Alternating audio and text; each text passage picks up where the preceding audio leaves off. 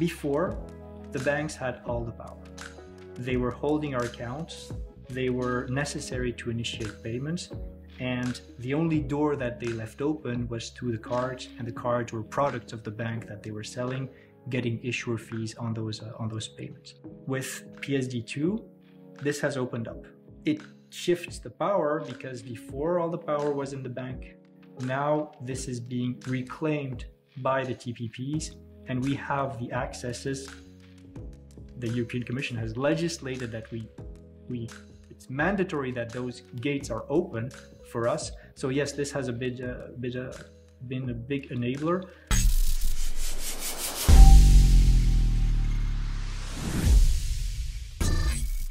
So my name is Cédric Nève. I'm the CEO and founder of Digiteal. I'm a IT application developer, IT architect by training, but since 2015 I'm an entrepreneur working in this company that I founded over there, and very happy with the transition. It's a brave new world out there.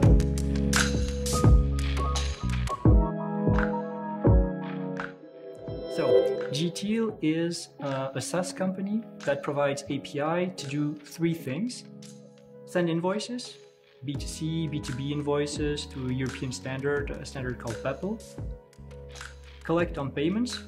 Important if you're sending an invoice, usually it's because you want to get paid, and so we're helping collecting on payments with solutions like SDD, creation of mandates for recurring payments, tokenization also for recurring invoices, but also one-off invoices that you might be sending and for which you want to collect with cards or whatever other solution. We also do in the payment space marketplace payment. So whenever you're a customer, for example, imagine on Amazon, what you don't see that's happening behind the scenes is that you do one payment, but in fact this payment will be split.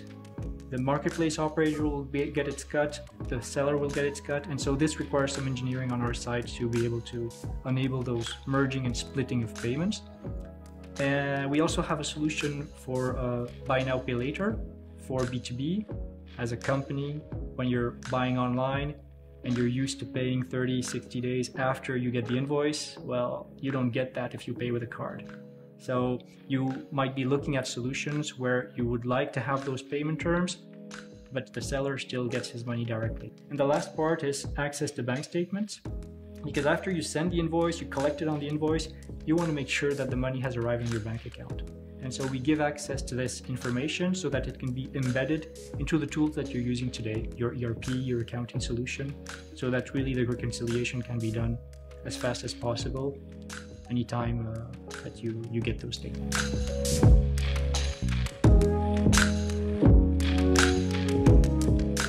And it all starts with a very simple idea. At that point, I was just like, I have my bank application, I have this invoice, I need a way to get the data from this invoice to my bank application. And a QR code seemed to be the best option to go from this physical paper or this email with a PDF to my phone to be able to do the payment. So that's how we started. We imagined a QR code, and then we looked and we saw, well, there's already a standard for this.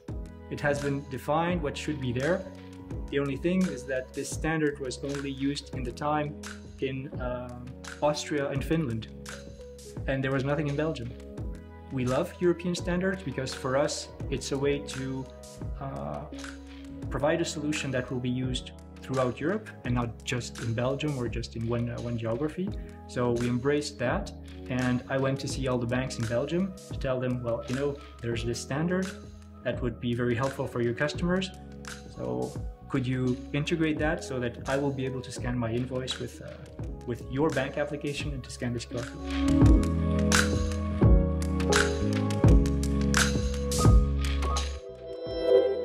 In order for this business to work, we need issuers of invoice that add QR codes on their invoice.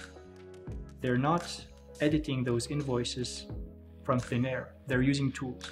So the publishers of the tools that those people are using need to add these QR codes and to enable adding those QR codes in the generation of those invoices. So one party, the issuer; second party, the publisher, the ISV of this issuer.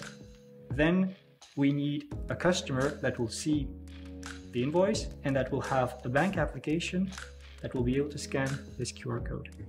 So we needed to convince 3 parties in order to have one transaction going through. And if either one of them was not on board, wasn't working. So we started this way, but we saw that the banks were not moving fast enough. So we became a payment institution to say, okay, thank you, banks, bye-bye, we don't need you anymore. If the customer wants to use this to do his payment, he can download our app, and from our app, he'll be able to pay from whatever bank he has. So QR codes, then payments, and then we were like, okay, but now there's all of these electronic invoices that are being sent.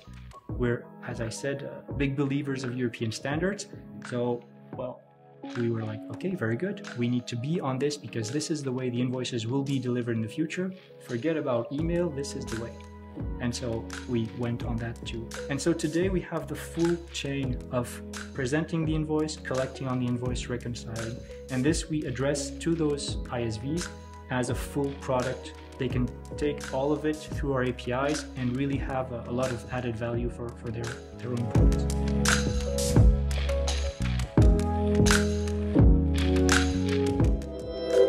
We onboard our customers and we have very sensitive data from customers. We have their identity documents, we know their bank accounts, we get their invoices. In your telco invoice, we have all your conversations. All the numbers you might have called are present, can be present in those invoices. And then there are hospital invoices, which are even more sensitive. So we have indeed a lot of very private data that we manage. We're very secure, and we make sure that we continue to be very secure by having, I would say, the good processes inside our company to always focus on security. We are certified ISO 27001 to make sure and to prove to our customers that our security is sound and they can trust us.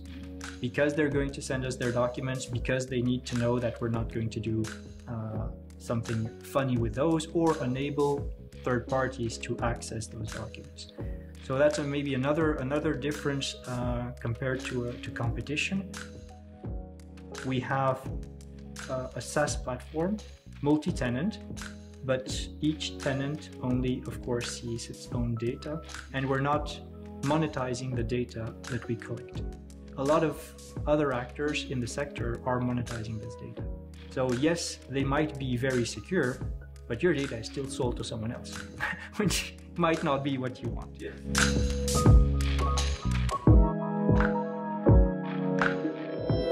The payment initiation is really the next big thing. Today, when you're making a payment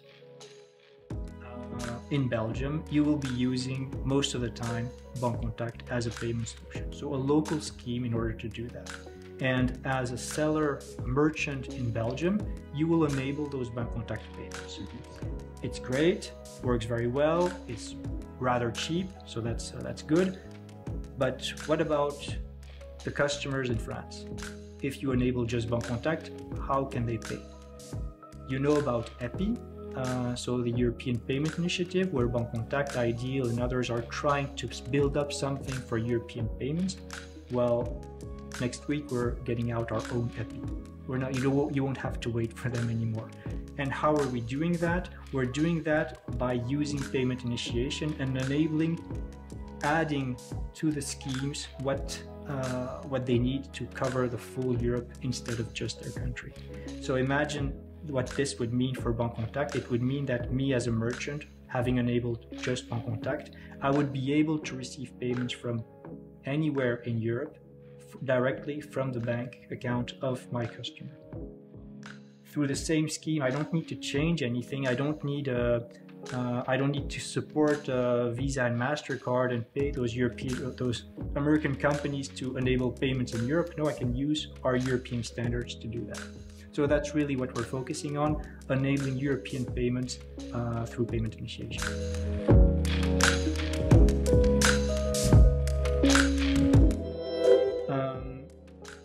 So before, the banks had all the power. They were holding our accounts.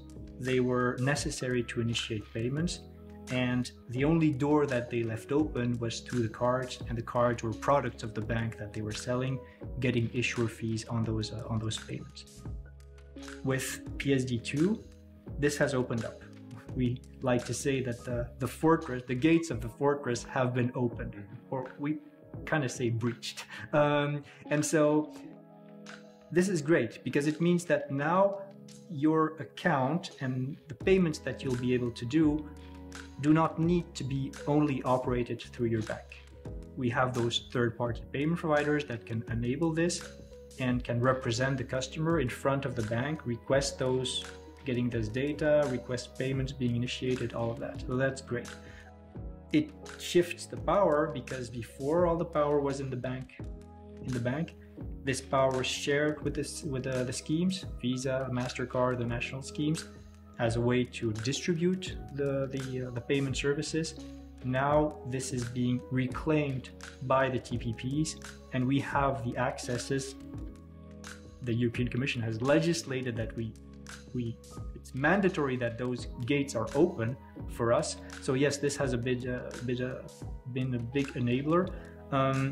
With PSD3, we're going to go farther, but we're still making sure that PSD2 works correctly, which is not a done deal.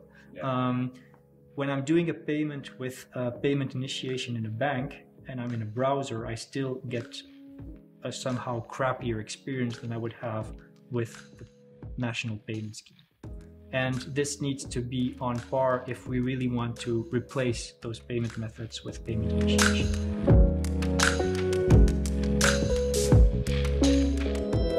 What we want to do with Digiteal is enable merchants to get paid faster, more regularly, and at a lower cost. We believe that in 5 years, all our invoices will be electronic.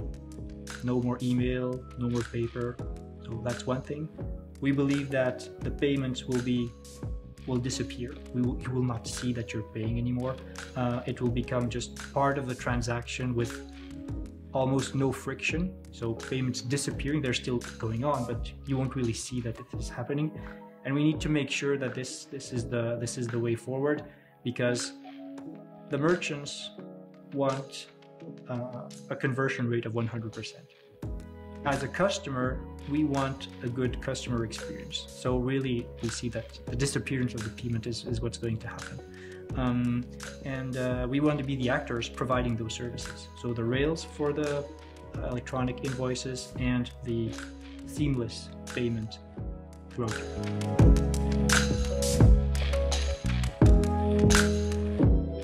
The first one is European. We're in Belgium, in the heart of Europe. The second is, I'd say, mature. We are not as advanced as the Nordics, but we're definitely farther ahead than quite a few countries in Southern Europe, so mature. And the last one is innovative. We have a lot of companies working in Belgium trying to use all of those European standards and innovate because, well, thanks to them. So yeah, so European, mature, and innovative. Thank you very much for taking time to speak to us today. Thank you, Chris. It was a pleasure. Likewise.